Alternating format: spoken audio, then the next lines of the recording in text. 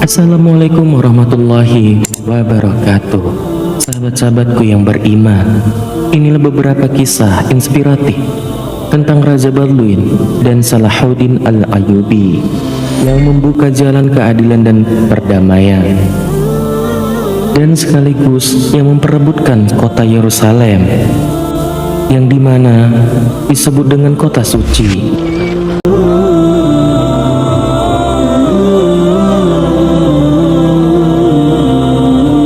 Yang itu sekarang berada di Palestina.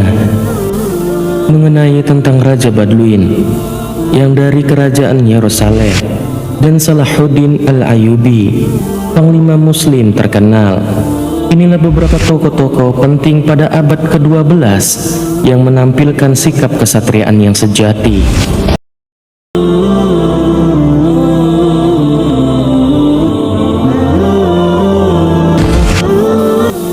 Dalam era kegelapan sejarah, di tengah gurun pasir yang panas dan medan perang yang penuh tantangan, mereka adalah kesatria yang muncul sebagai sosok yang mengilhami dengan keberanian dan keadilan dan juga kepedulian terhadap mereka. Raja Balduin yang dikenal sebagai Balduin yang tergila-gila atau Balduin yang kecil adalah raja muda dari kerajaan Yerusalem pada masa puncak perang salib. Meskipun menderita penyakit lepra sejak usia muda, Balduin menunjukkan keberanian luar biasa dan kepemimpinan yang kuat dalam medan perangnya. Sementara itu, Salahuddin yang disebut dengan Saladin Al-Ayyubi, juga dikenal sebagai Saladin, adalah panglima muslim yang memimpin pasukan melawan pasukan perang salib dan merebut kembali banyak wilayah yang sebelumnya direbut oleh para kesatrian Kristiani. Pertempuran Mongisart yang terjadi pada tahun 1177 menjadi salah satu momen paling penting dalam sejarah perang salib. Raja Balduin yang muda meskipun menderita penyakit lepra yang membatasi geraknya, memimpin pasukan Kristen dalam pertempuran melawan pasukan Salahuddin yang jauh lebih besar. Dalam pertempuran yang sengit, pasukan Balduin berhasil mengalahkan pasukan muslim yang mendominasi jumlah mereka yang banyak. Pertempuran Mongisart adalah bukti nyata tentang keberanian dan kemampuan taktis Raja Balduin. Meskipun dalam kondisi fisik yang sangat buruk, Balduin menunjukkan bahwa semangat kesatria dan tekad untuk melindungi tanahnya lebih kuat dari segala hal. Dan keberhasilan ini juga menggambarkan tentang keberanian dan keterampilan taktis para kesatria Kristiani dalam menghadapi musuh yang kuat. Dan inilah sikap Salahuddin Al-Ayyubi setelah kekalahannya melawan Raja Balduin. Meskipun mengalami kekalahan dalam pertempuran Mongisart, sikap Salahuddin Al-Ayyubi setelah kekalahan tersebut mencerminkan karakternya yang luhur dan rendah hati. Salahuddin tidak merasa putus asa atau marah akibat kekalahannya. Sebaliknya, dia menanggapi kekalahan itu dengan kebijaksanaan dan menggunakannya sebagai pelajaran untuk perencanaan strategisnya ke depannya. Dan sikapnya yang penuh kebijaksanaan menunjukkan kedewasaan dan etika seorang kesatriaan sejati. Sahabat-sahabatku yang beriman, tonton terus video ini agar kita tidak gagal paham, agar kita mengetahui tentang perang salib, bagaimana tentang Raja Balduin dan juga Salahuddin Al-Ayyubi yang menjadi persahabatan yang erat. Kisah persahabatan dan kepedulian Salahuddin Al-Ayyubi terhadap Raja Balduin. Meskipun berada di pihak yang berlawanan dalam medan perang, Salahuddin Al-Ayyubi dan Raja Balduin mengembangkan hubungan persahabatan yang luar biasa pada kala itu. Dan meskipun ada konflik dan pertempuran di antara mereka, namun keduanya menghargai keberanian dan keadilan satu sama lain. Salahuddin, meskipun merupakan panglima muslim yang ulung, menunjukkan kepeduliannya terhadap Balduin yang menderita penyakit lepra. Dia sangat menghormati kesatrian Kristiani itu, bahkan menawarkan pengobatan dan bantuan kemanusiaan kepada musuhnya. Lalu pertemanan mereka yang tidak biasa mengingatkan dunia akan kekuatan kemanusiaan dan keadilan.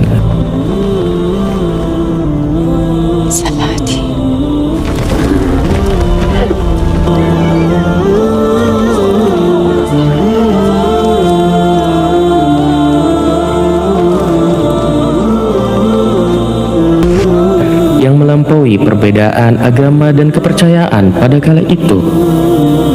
Hubungan ini menggambarkan sikap kesatrian sejati yang tidak hanya berjuang untuk keadilan dan kebenaran, tetapi juga memiliki hati yang penuh kasih dan pengertian terhadap sesama manusia.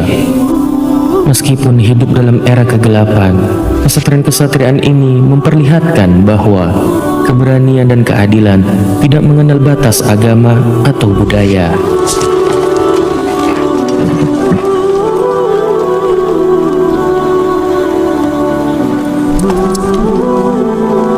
I pray you pull back your cavalry and leave this matter to me. I pray you retire unharmed to Damascus. Reynald of Chatillon will be punished. Assalamu alaikum. Waalaikum salam.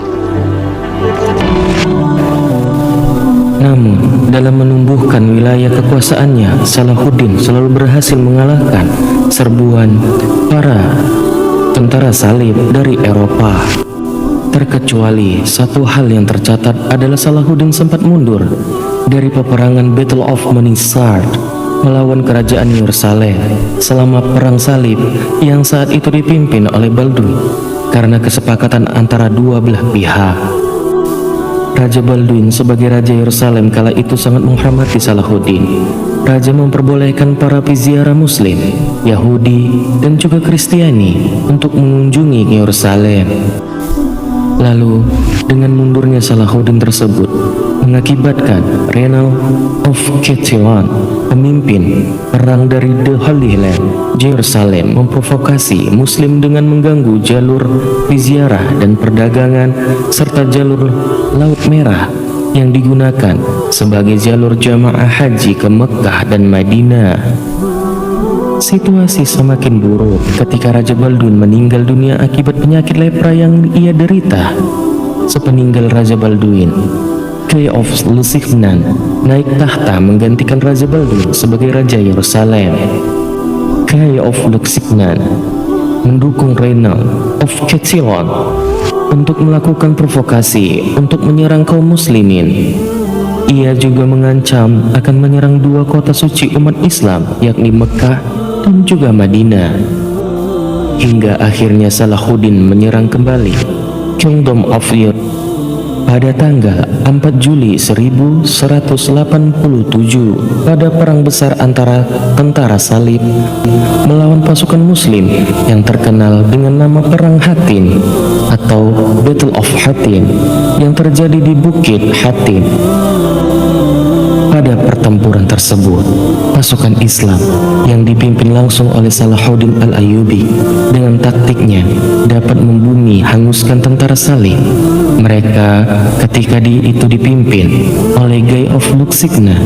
Dalam perang itu, Salahuddin sekaligus mengeksekusi matinya Reynald of Chatillon dan kemudian menangkap Raja Yerusalem, Guy of Lusignan. Dalam sebuah biografi Salahuddin Al-Ayyubi, setelah peristiwa tersebut, Salahuddin Al-Ayyubi kemudian bergerak dengan cepat, menyusun kekuatan, dan mulai menguasai daerah-daerah di sekitar kerajaan Yerusalem. Beberapa bulan kemudian Salahuddin Al-Ayyubi berhasil menguasai daerah-daerah tersebut. Lalu Salahuddin yang akhirnya mencapai kerajaan Yerusalem pada bulan September 1187. Setelah itu kemudian melakukan pengepungan kerajaan Yerusalem yang ketika itu dipimpin oleh Balian of Iblis. Serangan pertama ke tembok pertahanan kerajaan Yerusalem dilakukan pada tanggal 21 September 1187 oleh pasukan Salahuddin Al-Ayyubi.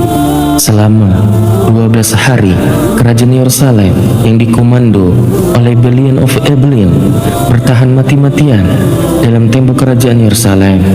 Mereka menahan serangan pasukan Islam yang dipimpin oleh Salahuddin al-Ayyubi. Namun, setahun setelah perang salib ketiga berakhir, Salahuddin menjadi sakit.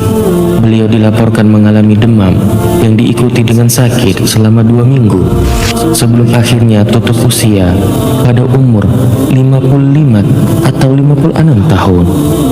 Beliau juga dikatakan sempat melakukan prosedur medis kuno seperti bloodletting atau pengurangan darah dan clisters atau pompa perut kuno. Blackmail sendiri hanya memiliki sedikit detail untuk bisa melakukan diagnosis atas penyakit yang diderita Salahuddin. Namun, demikian ia dapat menyingkirkan beberapa dugaan atas penyakit Salahuddin berakhir tidak bisa diselamatkan. Inilah beberapa kisah inspiratif tentang Raja Baldwin dan juga peperangan salib dengan pasukan muslim yang dipimpin oleh Raja Salahuddin al-Ayyubi. Sahabat-sahabatku yang beriman, inilah beberapa kisah yang bisa aku ceritakan karena sesungguhnya kebenaran itu hanyalah milik Allah. Tapi di dalam cerita ini kita bisa mengambil tentang sisi perdamaian, di mana kepemimpinan di kala itu tidak mementingkan diri sendiri, tetapi mereka sangat sayang dan prihatin dengan penduduk masyarakatnya pada kala itu. Tentang kebenarannya, cerita sebenarnya hanya Allah yang Maha Tahu. Wallahu a'lam bishawab. Assalamualaikum warahmatullahi wabarakatuh.